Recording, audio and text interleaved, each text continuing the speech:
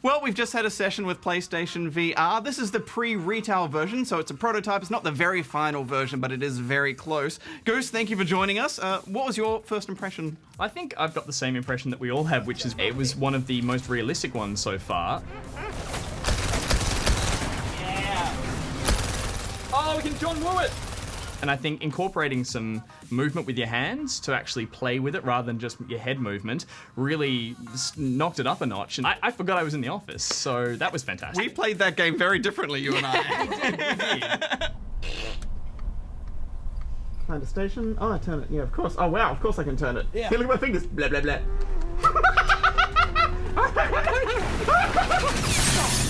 Not now! I'm busy! Hey, mate. Go round. Hey, buddy. Hey, buddy, just relax. Mate, we'll get through it. Just relax.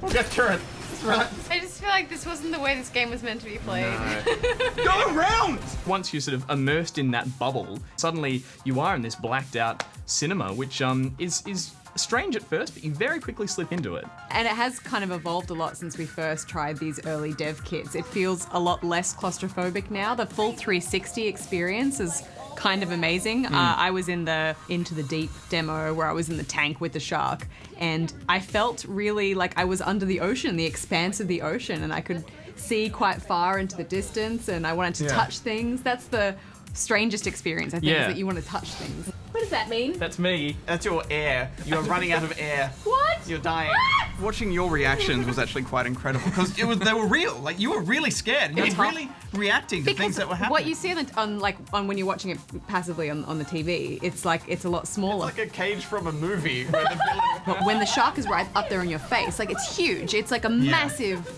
full-scale shark, like that would eat you, and it's terrifying. Yeah. You'd think that. I think the headset too also feels really good on. It doesn't feel like it's intrusive in any way. You forget you're wearing it. Yeah. It's definitely, I would say, one of the most ergonomically designed. Even just looking at it does feel like something from a sci-fi movie. You're very Daft Punk. Yeah, exactly. Which is, I want that. I don't want to look. Everyone's been concerned getting into VR, thinking, how am I going to look with this thing on my head?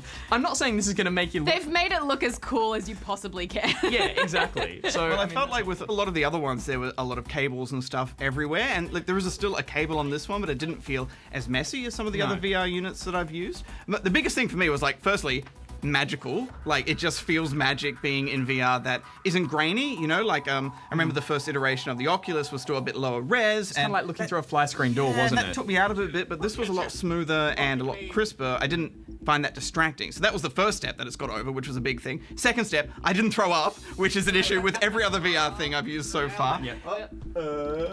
And thirdly, in especially that car chase heist game, I'm clicking things and I'm picking them up and I'm having more fun with just the objects in the real world than all that stuff's great, right? Yeah, but I feel like that's novelty that you'll get over though. I know, but it's incredible is my point, right? It just playing with something in a virtual space, that just feels so incredible. I think for you as well, the motion sickness that you used to get was more tied to games where the game was moving for you. Yeah, absolutely. Whereas all of these games where you're seated, you're in a cockpit situation, or you're not really moving much. I'm curious to see what kinds of games will be coming out developing around that idea, because it is quite limiting when you think about it in terms of games. I feel like we're going to go back to kind of Time Crisis-y on-rails days where everything's going to be From what I played, I'm okay with that for now. When am I going to get tired of that? As long as I can play with the air conditioning, it's fine. Actually, what I really liked was I wanted to interact with the guy. So I'm curious to see what devs do with other characters in a game with VR. Right, how they react to you. Because he would react when you move the gun, near his face and stuff like that. And that, for me, that's another connection. Like the real world objects thing, that's another person and I'm in that virtual space with that person. So when they're reacting to things I'm doing, that's like another kind of magic moment in my brain clicking on. Well, I think cockpit-based games like space dogfight shooters are what I'm really looking forward to, because I think the expansiveness of space. There was one demo that we saw in that really early version of the Oculus that took us around planets and things like that, and that was really, for me, that was really magical. Going up into space is something that I think we've all dreamed of, and if we could make that a reality in virtual reality, that would be amazing. I'm curious how it was for you with your glasses. I actually thought it was fine. It's sort of the way it can, once it goes on your head, you do have that adjustment before the lens clicks into your face. So I found it very comfortable. I feel like it is important to see your body realized in the game too, isn't it? Yeah. You know, in the It's nice to see that. in Into the Deep, I had no body, and so when I looked down, it was suddenly it sort of pulled me out of the moment a bit because it was like I had no legs. We'll have a full and I suit was with the I next was one. floating. Yeah. Versus Bajo and I had hands.